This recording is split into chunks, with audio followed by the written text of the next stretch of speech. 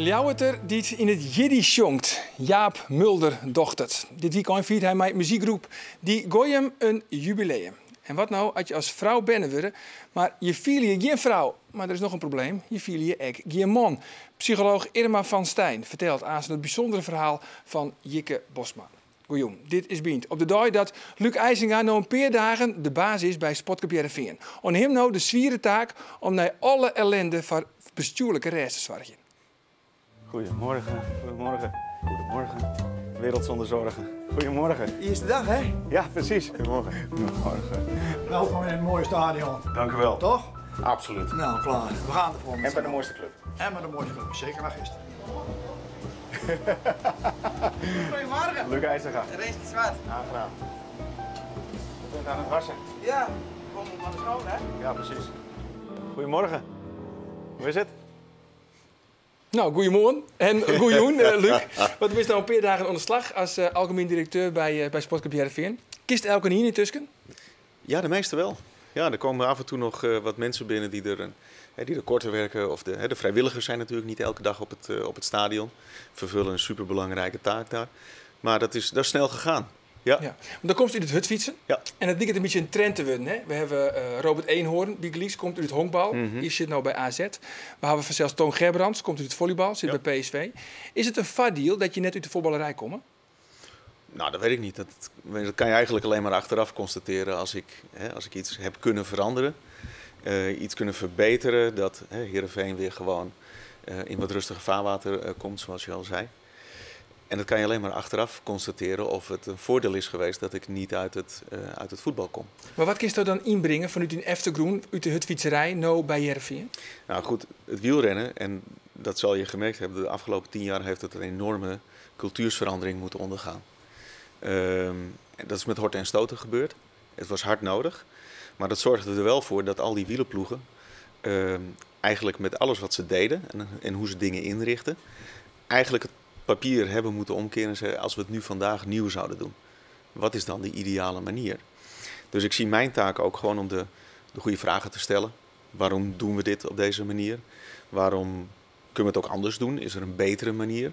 Want het is allemaal leuk en aardig dat er een nieuw iemand komt, maar alles wat goed is, moet je niet willen veranderen. Dat moet je vooral zo houden. Maar je moet je ogen niet sluiten dat er meer clubs nu zijn die hetzelfde, laten we zeggen, hetzelfde trucje. Het is geen trucje, het was een kwaliteit. Van onder andere van Riemer en van Foppen. Jong talent halen, ze beter maken. Dat kunnen veel meer clubs. En dat kunnen ook veel meer clubs die veel meer geld hebben dan wij. Ja. Nou, even waarom, dan neemt ze het naar mezelf, Riemer van der Velde. Laten we het daar toch goed hebben. Hij is opgehouden in 2006, al het zien hier verlien. En nou, in die tussentijd, in het zien hier, is er eigenlijk alleen nog maar bestuurlijke ellende geweest.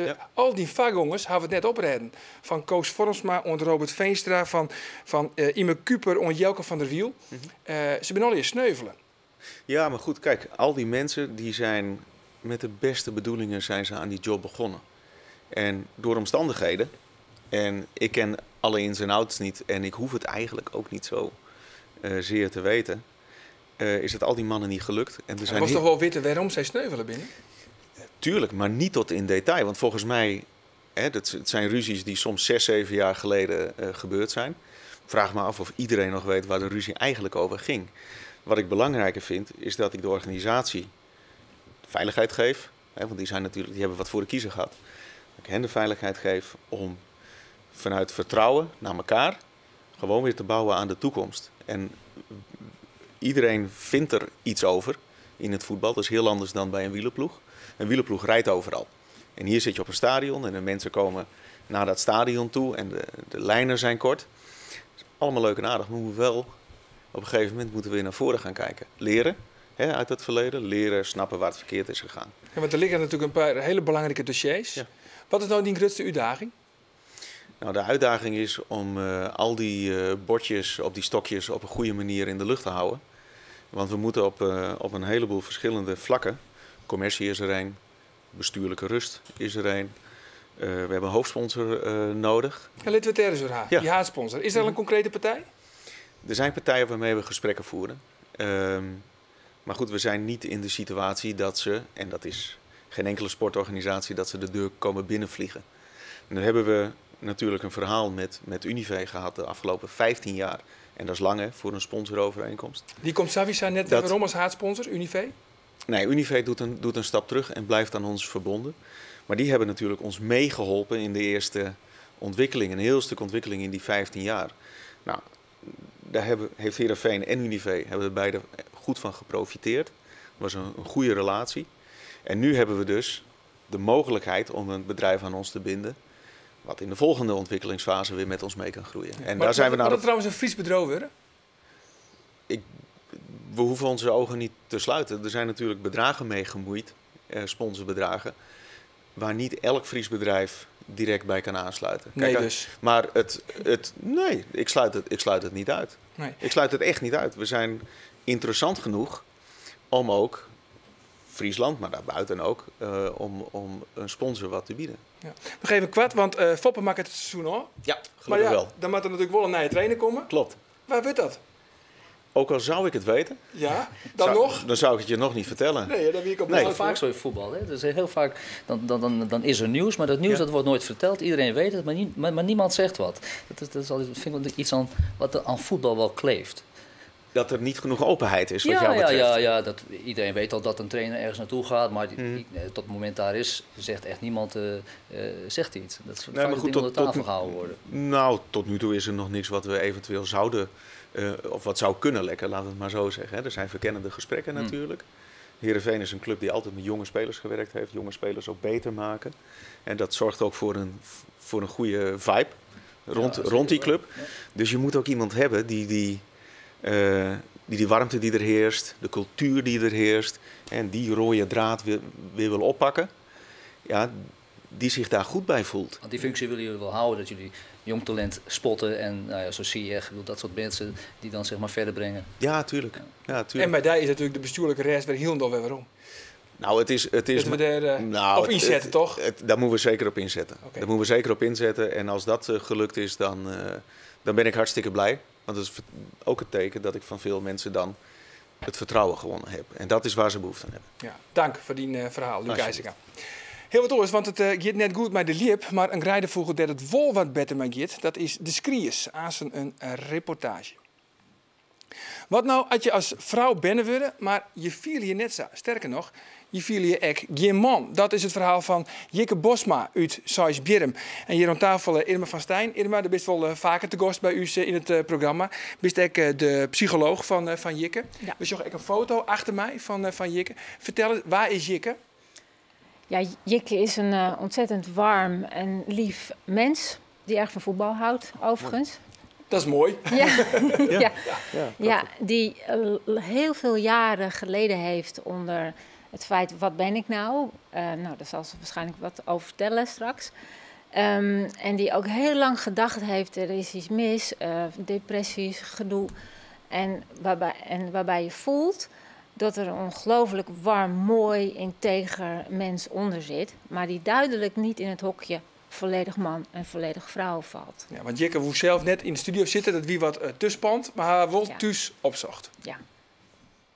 Toen ik opgenomen werd in 1990, toen had ik eigenlijk voor het eerst het gevoel van, ik viel me een het. Ik viel me net een vrouw, ik viel me geen man, maar ik ben een het.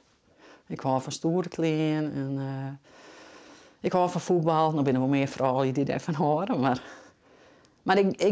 en klussen en dat soort dingen, gewoon mannelijke dingen eigenlijk. En qua in een huis dan en qua zorgzaamheid en ben ik wel weer echt een vrouw, denk ik. Dus het zit er gewoon bij in. Tijdens die opname heb ik het er echt wel doorheen, heb ik het echt wel beneemd. Maar ja, de meesten zijn dan van, nee, doe normaal en je bent gewoon een saai. Je hebt het idee dat je uitzonderlijk bent, dat er net meer mensen binnen zoals die vielst. En dat blijkt dan ook wel op de manier waarop mensen erop reageren. Ja, van dat je het er eigenlijk maar net door hebben moeten. En dat maakt het gewoon heel eenzaam. Heel, echt heel eenzaam. Maar familie en vrienden, wisten die het? Nee. Ik had echt gewoon stilhouden en heel soort in mijn eentje ermee ompakt. En pas in 2011 ben ik er echt meer op praten. Dat ik dacht van, ik moet hier iets mee. Mijn leven heeft geen zin. En nou ja, toen kwam ik dan bij Irma te wonen. Ja, en nu zit het bij u zo'n tafel. Irma, van transgenders, dat ken ik dan wel. Hè? Dan word je van geslacht verrooien, dan word je van man naar vrouw of zo. Maar dit is heel oors. Ja, voorheen dachten we ook, hè, je bent of man of vrouw, of je bent in het verkeerde lichaam geboren en je gaat naar het andere. Maar nu tegenwoordig weten we dat het een heel continuum is. Je hebt de groep die zich helemaal... Nou, ik denk dat ik daar een beetje bij hoor. Ik voel me op een top vrouw op alle gebied. En ik moet er niet aan denken om man te worden. En je hebt de groep die helemaal aan de andere kant hoort. Maar daartussen zit een heel stuk groep mensen die zich beide niet voelt of beide wel. Je ziet eigenlijk steeds, dit komt volle vaker voor. Nou, daar zijn geen cijfers van. Er is een onderzoek, dat gezondheid in Nederland, seksuele gezondheid in Nederland. En dat is een vragenlijst uit 2012. En daar is 1 op de 20 geeft aan dat ze wel ambivalente gevoelens hebben. Maar dat is natuurlijk niet de groep die ook dingen aan hun lijf wil veranderen. Dus die groep is veel kleiner, dat is maar 0,5% ongeveer. Ja. Maar dan komt Jikke dus bij die. 2011. In 2011 en dan? Ja. Nou, dan ontmoet je een heel mooi mens die ongelukkig is. En dan ga je natuurlijk eerst samen zoeken waarom ben je zo ongelukkig. En er zijn allerlei dingen in het leven, ook wel wat lastige dingen die je eerst gaat behandelen. En zo gaandeweg merk je, we ruimen dingen op in het leven. Maar dat diepe ongelukkige gevoel, dat gaat niet weg. En zo gaandeweg kom je in gesprek. Dat deed zij zelf ook eigenlijk heel goed. Van wat ben ik nou eigenlijk? En wat ze net ook zei, ik ben maar een het. Dan ben je een soort niks. Hè? Dan voel je je gewoon niks. Zijn we gaan omvormen naar ik ben een mens. Ja, want je gaat naar het UMCG West in Grains. Ja. Naar de transgender, ik wist net iets van het bestaan, maar er is dus een transgenderpolie. Ja, er zijn 3 eigenlijk. In Amsterdam, in Groningen en in Leiden is er nog 1, maar die ziet, ik meen alleen kinderen. Dus zeg maar in de puberteitsfase, waarin je hormonaal nog allerlei dingen kan veranderen. Maar in 2013 heb ik een brief geschreven, een aanmeldingsbrief naar het UMCG. En toen heeft ze me eerst nog even een tijdje laten liggen. Ik wist nog niet of ze zich eigenlijk wel wilde aanmelden. En dat kwam ook door de folders van het UMCG. Wat dan? Nou, bijvoorbeeld, dit is een deeltje uit die folder. En daar staat dan bijvoorbeeld: u heeft al langere tijd de stellige overtuiging dat u een vrouw bent, ondanks uw mannenlichaam. Of omgekeerd. U weet dat u een man bent in een vrouwenlichaam. Maar dat geldt net voor haar, want zij is geen vrouw, maar ik geen man. Nee. Het is beide eigenlijk. En toen, dan denk je, moeten we ons wel aanmelden? Moet dat wel? Toen we eenmaal binnen waren, ik ben meegegaan naar het intakegesprek, was dat overigens gelijk van tafel. Maar hoe uitzonderlijk is het dan? Want uiteindelijk is er echt beslettend bij een operatie. Want haar wassen binnen er al helle. Ja. En vaak doen de doktoren dat altijd op medische indicatie, toch? Ja, dit is een medische indicatie. Als je gender, je gevoel van identiteit niet past bij wie je bent, is dat een medische indicatie. Psychiatrische medische indicatie. Okay. Ja. En die amputatie heeft tot gevolg gehad dat zij zich beter in zichzelf voelt? Ja, daar komen we denk ik straks nog wel... We kunnen even, maar dat is een perfecte vraag. En precies ook op het goede moment. Want we kunnen er even vreetje. Oh. Ja, ik heb ook gewoon het gevoel, ik moet er wezen. En ik heb zin in het leven. En dan denk ik, dat is voor mij zo nee. Denk ik, dat hier ik net. En ik denk, ik wil ooit wel de vrolijke, spontane jikke, maar ik denk van binnen nooit. En ik denk, nou heb ik echt zin. Denk ik heb zin in de dingen. En denk ik moet er wezen. En eigenlijk ben ik gewoon de mens jikke. Ik denk dat dat het belangrijkste is. Dat ik net echt een bordje op heb, maar dat ik gewoon een mens ben. En ik heb van beide kanten wat. En nou ik mijn borst kwijt ben, denk ik, nou komt mijn uiterlijk ook overeen met mijn innerlijk. Het klopt nou, denk ik. Ik ben nou jikke. En ja, dat voelt gewoon heel goed. Dat is echt wat ik graag naar buiten brengen wil. Van, je moet er gewoon net maar zitten bloeien en het er maar oer. En ja. Ik heb er zo voor jaren in weinig mee om vrotten en dienen en me zwaar gaan maken en geen zin in het leven houden. En dan denk ik, hebben we het roer. Ik denk dat is zo belangrijk. Ja, dat zij nou dit vertelt op televisie. Ik vind het eigenlijk wel een hele dappere vrouw. Ja, dat is het ook. Het is zo'n ontzettend mooi mens. En we hebben samen ook zo ongelooflijk veel lol. Ook nog in het traject hier naartoe. Hè. Dan deden we oefeningetjes. Dan moest ze van mij zich voorstellen dat ze met lipstift opliep of in een jurk en hakken. En dan keek ze me aan met zo'n smoeltje van... echt, dat past zo niet. Dus we hebben heel veel geinige oefeningetjes gedaan in het traject. Zodat je steeds zekerder weet, wie ben ik eigenlijk? Je ziet ook als je in het filmpje kijkt, er zijn heel veel vrouwelijke, verzorgende, zachte eigenschappen. En tegelijkertijd is het hartstikke stoer. Ja. Is het baanbrekend wat ze doet? Ja, dat vind ik wel. Ik vind dat ze in het UMCG, wat ze heel mooi gedaan hebben, is dat ze al haar heel gauw duidelijk maakte, weet je, als je daartussenin valt, dan ben je ook van harte welkom. Was ik heel bang voor dat dat niet zo was. Vervolgens duurt het eigenlijk heel lang. Moet je 1,5 jaar eigenlijk al gaan leven in de identiteit die je bent. Nou, dat hadden we al lang gedaan. Ze had haar omgeving al lang kennis van laten nemen. Iedereen was al om. Daar was ze heel bang voor dat dat niet zo was. Toen dacht ik, dan ben je al ver over de 50. En dan moet je nog eens een keertje 3 jaar. Maar dat hebben ze niet gedaan. Ik ben eigenlijk heel blij hoe het UMCG het heeft gedaan. Dank voor die bijzondere verhaal.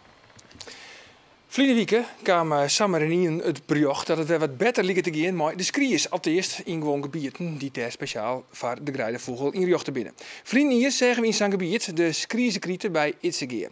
Alle reden om daar nog eens naar te zien. Sa lag het loon erheen in maart vorig jaar. De vrouw wie voor de vogels, de ijzieker vliegt thuis bij de moorden op. Het zou maar voor een ier wezen, maar het begint erop te liekjen dat de veldman bijzet worden kan in het mausoleum van oude culturen. Of is er nog hoop voor hem? We zoeken waarom, naar hoe het veld onveelde in de ijziekerstijd van 2015, doet er voor het eerst geen ijs zacht waard.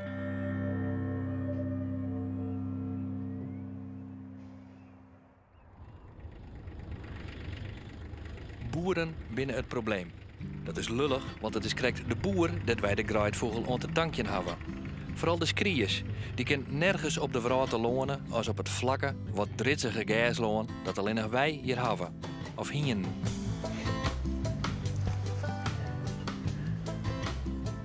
Ja, het loon laat even kleer van. Wat hast u kleerlijn voor de skriers? Nou, dit loon wat laat meent, dat heb ik al bedoeld. Als 3 jaar gedaan. Voor het nestmateriaal voor de vogels en het zware voor extra blijven, voor het vreten.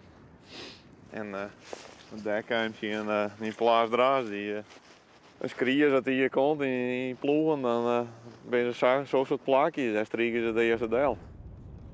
Boeren bij Itzegeer hebben haar verenigen in de skrierzenkrieten. Een groep mensen die het haar inspant om van haar loon weer een ideale skrierzebiotoop te maken.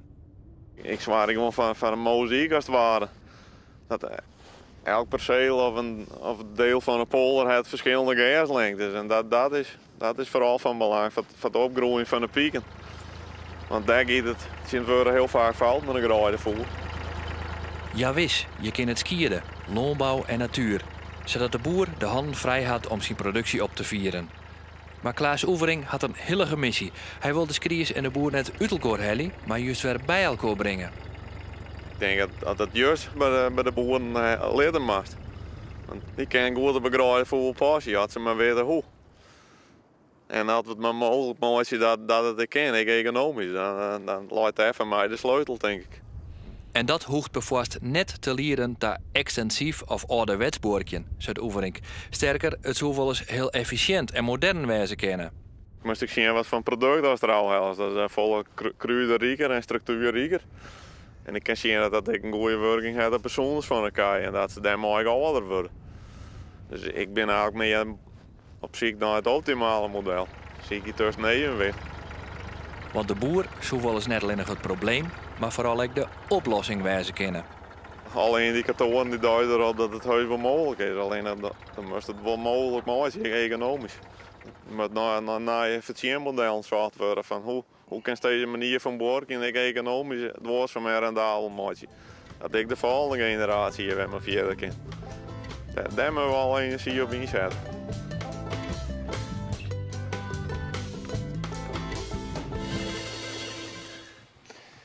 En morgen een interview met deputaire Johannes Kramer over zijn ideeën over de vraag of het ijsziekje in de toekomst nog tastien worden kan. Een Ljouwerter die het in het Jiddisch zongt. Misschien een rare combinatie, maar die Goyim is het bewijs dat het werkt. Of spreek ik het verkeerd uit? Ja, voor een Fries is de G een G. Dus die Goyim. Die Goyim is... Het is gewoon die Goyim. Ja. De muziekgroep die had de komende steun had een 1500ste vaststelling in Ljouwert. En Jaap Mulder, oprichter van de groep. Ik een oprichter Ljouwerter, een Liefhadder. Ja, echt van geboorte Leeuwarden. Ja. Ja, en dus die jubileumvaststelling, dat kan net in Gouda, want daar waren je nou, dat kan net op het Jereveen, dat kan net ergens oors, dat mag dan gewoon in Ljouwert. En je moet eerlijkheidshalve zeggen dat het toeval wel meespeelde. Want, dat toch wel. Kijk, concerten worden over het algemeen 1,5 jaar van tevoren gepland. Je weet nooit hoeveel concerten er gepland gaan worden. Dus het is altijd een beetje afwachten van waar die valt. Maar toevallig valt die zo'n beetje hier. Ja, en dat is mooi. Ja. En je hebt zongen klezmer muziek. Ja, de muzieksoort noemen we klezmer. En daar zijn we ooit mee begonnen, bijna 30 jaar geleden. Maar deze dus een mengeling van eerst Europese muziek, hè? Ja, het is een Jiddische muziek, dus door Joodse muzikanten gespeeld in Oost-Europa met het inbrengen van andere elementen van andere volksmuziek. Het is echt een mixvorm. Even Sjen? Nou, als het kan. Daar is hij.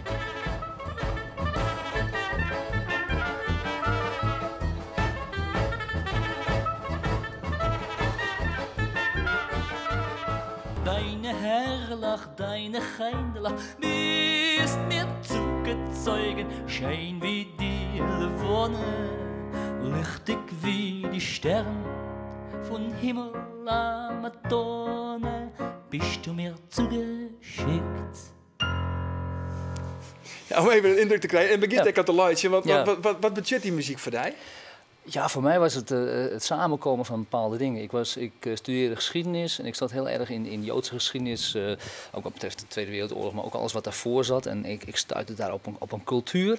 Ik las eind jaren 70 Basje Singer, een schrijver die de Nobelprijs had gewonnen voor de literatuur, Jiddische literatuur, magische verhalen. En ik maakte toen al Oost-Europese volksmuziek, Griekse, Bulgaarse muziek. Maar ik had nog nooit van Jiddische muziek gehoord, totdat een paar jaar later mij een plaat wordt in de handen geduwd. Van hier moet jij een keer naar luisteren. Dat was een plaat van een Amerikaanse band, de Klezmorim. En op die plaat kwam alles bij elkaar. Het is heel vrolijk. Ja, het is, maar weet je, het is niet vrolijkheid, zomaar vrolijkheid. Het is niet allemaal majeur en hoenpapa. Er zit een vrolijkheid met een emotionele onderstroom. Omdat de muziek is altijd gemaakt in verdrukking. Mensen maakten wel feest, maar ze wisten ook van ja, het feest kan morgen ook voorbij zijn. Een pogrom ligt voor de deur. Ik bedoel, je kon nooit zeker zijn van de plek waar je woonde. Dus het is een vrolijkheid tegen de klippen op. Met altijd een emotioneel onder. Ja, maar even voor de duidelijkheid, dat ben je zelf net Joods. Nee, vandaar ook die naam die Goyim, dat betekent in Jiddisch, betekent de niet-Joden. De niet-Joden? Ja. Oké. En je hebt zongen eigenlijk in het Jiddisch. En dan maak je echt een beetje de vergelijking van het Jiddisch en het Stadsfries. Nou ja, ik kom dus uit Leeuwarden. Mijn vader sprak plat, Leeuwardens, mijn moeder ook. En toen ik Jiddisch ging bestuderen, toen kwam ik erachter van, maar die woorden, die ken ik allemaal al. Die zitten in het Leeuwardens. Mijn vader zei, als hij boos was, als hij kwaad was, zei krijg de Rambam, ik skop dit maar, maar Mr. Pond, nou zie je. We gaan nou te nassen. Hij geeft geen sjoegen. Nou, zomaar 5, 6 Jiddische woorden die het Leeuwardens zelfstandig heeft overgenomen van de taal van de Joodse bevolking van Leeuwarden, die in de 19e eeuw de grootste was buiten Amsterdam. Dus die invloed is in dat stad altijd aanwezig geweest. En dat vond ik terug en dacht van ja, hoe kan het nou zo dichtbij zijn? En toen heb ik ook een programma gemaakt over de oude Joodse roots van Leeuwarden, over die binnenstad, bij de Put, al die straatjes daaromheen. Maar even dat Stadsfries en dat Jiddisch, daar hebben we even een voorbeeld van. Kunnen we even hier? Maaien, tokens en poren, mazzelkogen betoefd.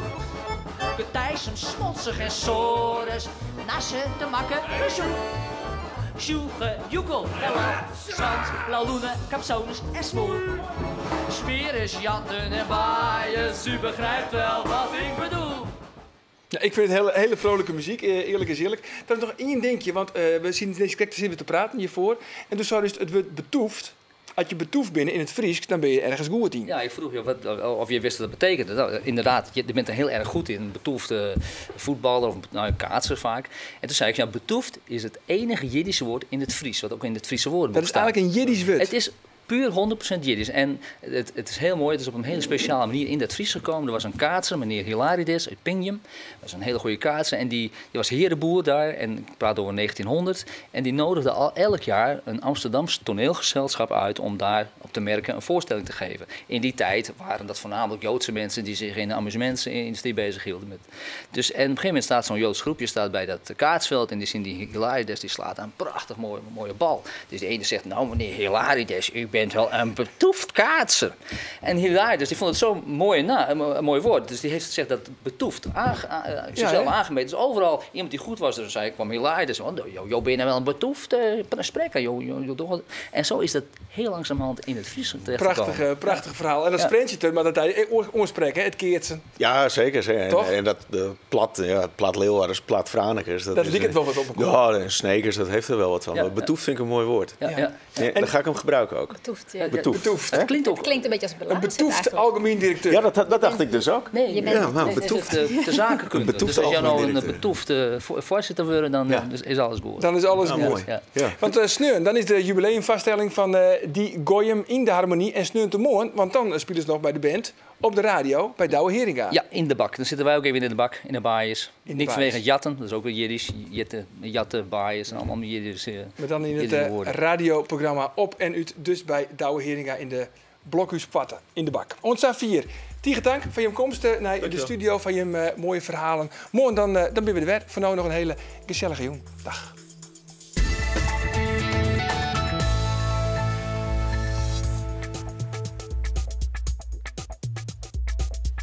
Morgen in Bient, dan zit je... Wat zocht ik nou op mijn briefje? Hey Theo, morgen is toch zelf in Bient? Hoe is het mogelijk? Oké. Gezellig. Hey. Brood? Brood?